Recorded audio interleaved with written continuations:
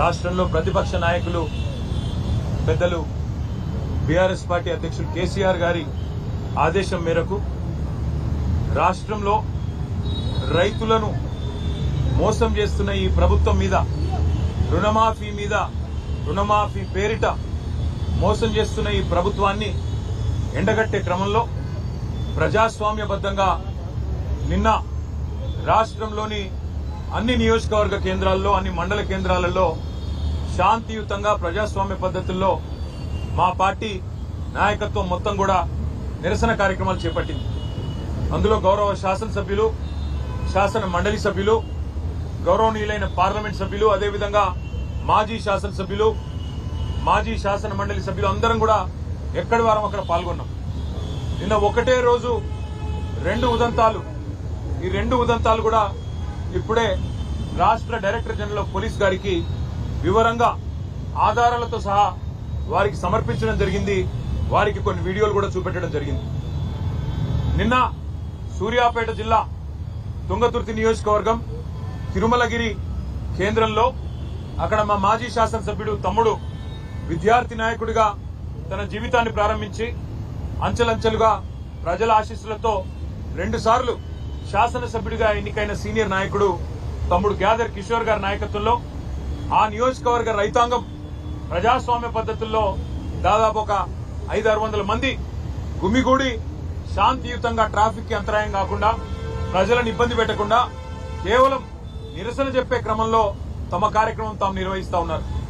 50 మంది కిరాయి మూకలు, కాంగ్రెస్ గూండాలు తాగిన మత్తులో అక్కడ స్థానిక పోలీస్ యంత్రాంగంతో కుమ్మక్కై ఆ నిరసన శిబిరం మీద దాడి చేసి ఆకస్మికంగా సుతిల్ బాంబులేసి గుడ్లు, చెప్పులు, రాళ్లు కొట్టి హింసాయుత వాతావరణాన్ని కల్పించే ప్రయత్నం చేసినారు. మా వాళ్ళు నిజానికి గనక తిరగబడితే నిన్న 50 మంది కాంగ్రెస్ మూకలో, కాంగ్రెస్ గూండాలలో ఒక్కడు కూడా మిగిలేటోడు కాదు. కానీ హింస ప్రజాస్వామ్యంలో హింస సమాధానం కాదు కాబట్టే మా వాళ్ళు గమ్మున ఉన్నారు. నిన్న దుర్మార్గం ఏంటంటే పోలీసు వాళ్ళు స్వయంగా స్థానిక పోలీసులు ఆ నిరసన శిబిరం యొక్క టెంట్లు కూడా వాళ్ళు కూల్చేసి ఆ గూండాలకు వత్తాసు పలకడం ఏదైతే ఉందో ఇది రాష్ట్రంలో నడుస్తున్న రేవంత్ రెడ్డి అనే ఒక పిరికి పంద పరిపాలనకు ఇది సంకేతంగా, నిదర్శనంగా మేము అనుకుంటా ఉన్నాం. ఎందుకంటే ప్రజల్లోకి పోయి రైతులకు సమాధానం చెప్పే దమ్ము లేని దద్దమ్మ ఈ ముఖ్యమంత్రి.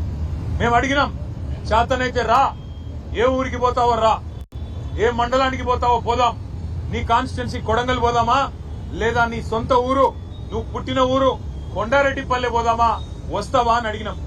ఎక్కడికి రాలేదు. కానీ ఢిల్లీకి పోయినాడు 20వ సిగ్గు లేకుండా ఢిల్లీకి తొత్తుగా, ఢిల్లీకి గులాముగా ఇలా ఈ ముఖ్యమంత్రి గారు గల్లీలో తిరిగి ప్రజలు అవస్థల్లో ఉంటే క్షేత్రంలో తిరగాల్సిన ముఖ్యమంత్రి, మంత్రులు ఇవాళ అడ్డగోలుగా ఈ రకంగా పోలీసులను అడ్డం పెట్టుకుని, ఈ రకంగా కిరాయి గూండాలను అడ్డం పెట్టుకుని ప్రజలను భయభ్రాంతులకు గురి చేసి గొంతు నొక్కాలనే ప్రయత్నం చేస్తా ఉన్నారు. నిన్నటికి నిన్న ముఖ్యమంత్రి గారి సొంత ఊరు కొండారెడ్డిపల్లిలో 2 మహిళా జర్నలిస్టులు ఏమడిగినారు పోయి వాళ్ళు? ముఖ్యమంత్రిని బూతులు తిట్టినరా? ముఖ్యమంత్రి లాగులో తొండలిసి పెడతామని చెప్పిర్రా? ముఖ్యమంత్రిని చెట్టు కట్టేసి కొడతామన్నారా? ముఖ్యమంత్రి గుడ్లు బీకి గోటీలాడతామన్నారా? ఏమన్నారు? ఏం తప్పుడు మాటలు మాట్లాడినారు? వాళ్ళు పోయి కేవలం ముఖ్యమంత్రి సొంత ఊళ్ళో రుణమాఫీ అయిందా లేదా అని రైతులను అడుగుతుంటే అక్కడ కాంగ్రెస్ చిల్లరగాళ్లు, కాంగ్రెస్ కిరాయి గూండాలు 2 మహిళా జర్నలిస్టుల మీద దాడి చేయడమే కాకుండా వారిని కొండారెడ్డిపల్లె నుండి, అచ్చంపేట నియోజకవర్గం నుండి కల్వకుర్తి నియోజకవర్గం వెల్దండ పోలీస్ స్టేషన్ దాకా వాళ్లను కార్లేసుకొని సినిమాల్లో చూపెట్టినట్టు వాళ్ళను వెంబడించి, బెదిరించి, వాళ్ళ మీద పడి రక్కినంత పనిచేసి నికృష్టంగా ఈ ముఖ్యమంత్రి నికృష్ట మనస్తత్వానికి ఒక నిదర్శనంగా కాంగ్రెస్ నాయకులు, కాంగ్రెస్ కార్యకర్తల తీరు ఉందని చెప్పక తప్పడం లేదు. ఇవాళ నేను అడుగుతా ఉన్నా, ఏం తప్పు చేసినారా 2 ఆడబిడ్డలు? వాళ్ళిద్దరికీ ఇవాళ ముఖ్యమంత్రి గారికి క్షమాపణ చెప్పాలా? నీ సొంత ఊర్లో, నీ సొంత ఇంటి ముందు 2 తెలంగాణ ఆడబిడ్డల్ని, విజయారెడ్డిని, ఆవుల సరితా యాదవ్ ని, 2ని అవమానించింది నీ పార్టీ. ఎందుకు అవమానించింది? ఒకే ఒక కారణం, నీ బండారం బయట పెడుతున్నందుకు, నీ రుణమాఫీ జరగలేదు అనే వాస్తవాన్ని ప్రజల్లోకి తీసుకుపోతున్నందుకు ఇవాళ వాళ్ళ మీద ఈ రకంగా దాడి చేయడమే కాకుండా మళ్ళీ నిన్నటి నుంచి నికృష్టమైన రోత పుట్టించే వార్తలతో సోషల్ మీడియాలో కూడా నికృష్టమైన మాటలు మాట్లాడుతూ ఉన్నారు కాంగ్రెస్ నాయకులు. నేను ముఖ్యమంత్రిని అడుగుతా ఉన్నా, దమ్ముంటే నీ భాషలో చెప్పాలంటే మగాడివైతే ఊళ్ళల్లోకి రా, సెక్యూరిటీ లేకుండా రా, పోలీస్ బలగాలను అడ్డం పెట్టుకొని కాదు, బ్యాంక్ అధికారులను అడ్డం పెట్టుకొని కాదు, వ్యవసాయ అధికారులను అడ్డం పెట్టుకొని కాదు, మేము కూడా వస్తాం, నువ్వు కూడా రా. ఏ ఊరికి పోతావో పోదాం. ఎక్కడ కూడా చారాన రుణమాఫీ కాలే, ఎక్కడ కూడా రుణమాఫీ అనేది పూర్తి కాలే. రైతులు ఇవాళ బగబగ మండుతా ఉన్నారు. ఎక్కడన్నా కాంగ్రెస్ ఊళ్ళలోకి వస్తే తరిమి కొట్టాలన్న ఆలోచనలో ఉన్నారు.